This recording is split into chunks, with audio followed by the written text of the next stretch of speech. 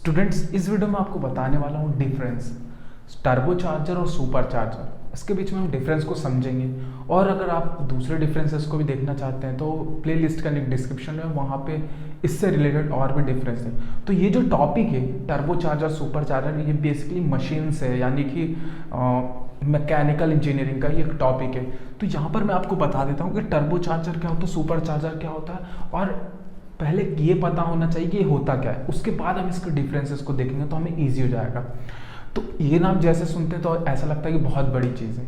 ये कोई ज़्यादा बड़ी चीज़ नहीं, कोई टफ चीज़ नहीं है। सबसे सिंपल कॉन्सेप्ट ये है कि जो हमारा टर्बो चार्जर्स होता है और सुपर चार्जर्स होता है, उसका एक ही वर्किंग प्रिंसिपल है कि हम कैसे जो है इंजन के अंदर एयर के इनटेक को बढ़ाएं। यानी कि जितना ज़्यादा हम एयर देंगे उतना ज़्यादा कंबक्शन होगा। बेसिक सी बात है, जैसे कि अगर हमें एक लकड़ी भी जलानी हो तो हम उसको एयर ज़्यादा देनी पड़ती है। जैसे हम फूंकते हैं लकड़ी को तो वो जल जाती जल्दी। तो बेसिकली हम वहाँ पे क्या करते हैं कि हम एयर का वहाँ पर अमाउंट बढ़ा देते हैं तो जल्दी से लकड़ी में आग लग जाती है। ठीक उसी तरीके से हमें अगर इंजन की इफिशिएंसी बढ़ानी हो तो एयर का इनटेक हमें वहाँ पे ज़्यादा करना पड़ेगा। मेनली हम बात करें डीजल इंजन की बात करें तो ठीक है। तो जब डीजल इंजन की बारी आती है तो यहाँ पे क्या होता है कि एक होता है टर्बो चार्जर, एक होता है सुपर चार्जर। अब बात कर लेते हैं ये टर्बो चार्जर क्या है, सुपर चार्जर क्या है।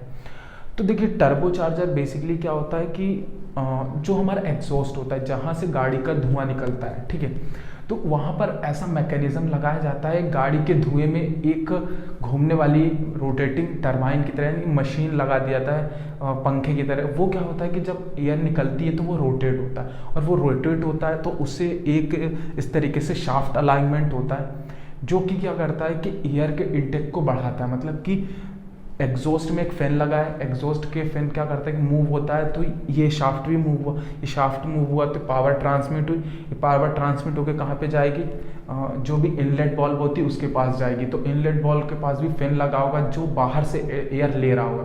तो जैसे फैन चलेगा तो एयर को ज़्यादा लेने लगेगा, तो और वो इंजन को दे देगा। ये टर्बो चार्जर का कॉन्सेप्ट।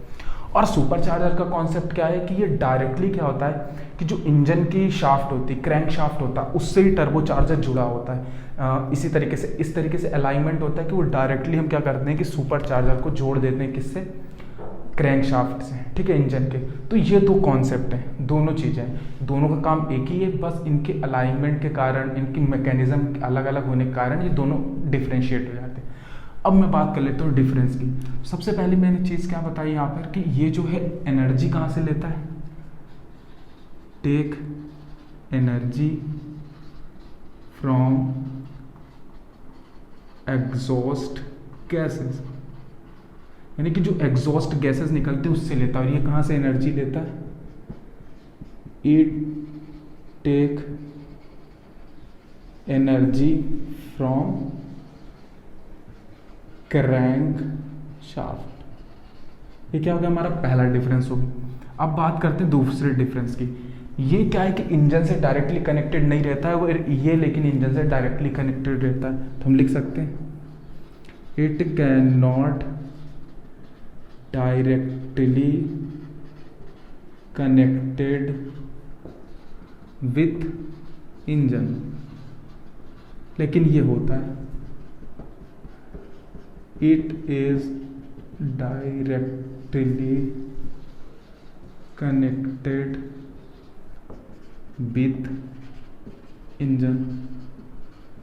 अब ये दो चीज़ें हो गई। अब बात करते हैं तीसरी चीज़ की। देखिए, अब ये क्या होता है कि इसको इंजन से लेना देना नहीं है, इसको इंजन से लेना देना है। तो ये जब इंजन की क्रैंकशाफ्ट से जुड़ा होता है तो ये कुछ ना कुछ परसेंट जो एनर्जी होती है, जो एनर्जी हमें व्हील को जाना चाहिए कि व्हील घूमे, या फिर जो हम पावर बनाते हैं इंजन से, वो कुछ ना कुछ यहाँ पे ये क्या करता है, सुपर चार्जर यूटिलाइज कर लेता है खुद के मैकेनिज्म को वर्क करने के लिए। तो ये ज़्यादा इफिशियंट हो जाता है वहाँ पे, ये लेस इफिशियंट होता है as compare to turbocharger. It is more efficient, ठीक है। ये क्या है, it is less efficient. Okay, अब बात करते हैं फोर्थ डिफरेंस की। देखिए, फोर्थ डिफरेंस क्या है कि जो हमारा टर्बो चार्जर्स होता है वो क्या करता है कि एक डिसकंटिन्यूस एनर्जी होती है, मतलब कि यहाँ पे जो एनर्जी हमें यहाँ पे मिलनी चाहिए वो डिसकंटिन्यूस फॉर्म में मिलती है और यहाँ कंटिन्यूस फॉर्म में मिलती है। अब इसका मैं आपको एक एग्जांपल की तरह बताना चाहूँगा। जैसे कि क्या होगा कि देखिए सुपर चार्जर्स में क्या होता है कि वो डायरेक्टली क्रैंकशाफ्ट से जुड़ा हुआ है।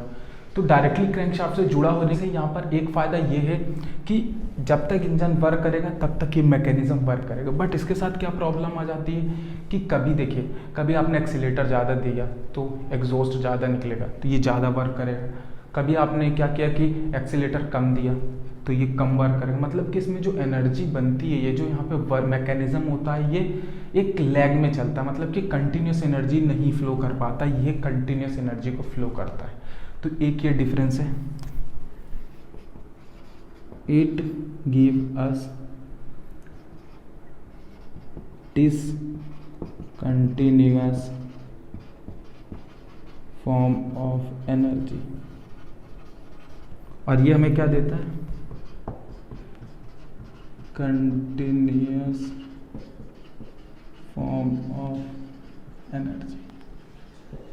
अब बात करते हैं आखिरी डिफरेंस की। देखिए आखिरी डिफरेंस क्या है कि जो टर्बोचार्जर्स है वो जो इनलेट में एयर होती है उसकी टेम्परेचर को इफेक्ट नहीं करते हैं।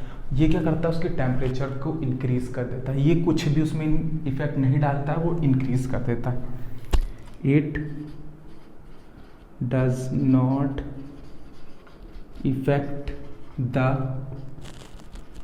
Temperature of inlet air. ये क्या करता है, इट इंक्रीजेज द टेम्परेचर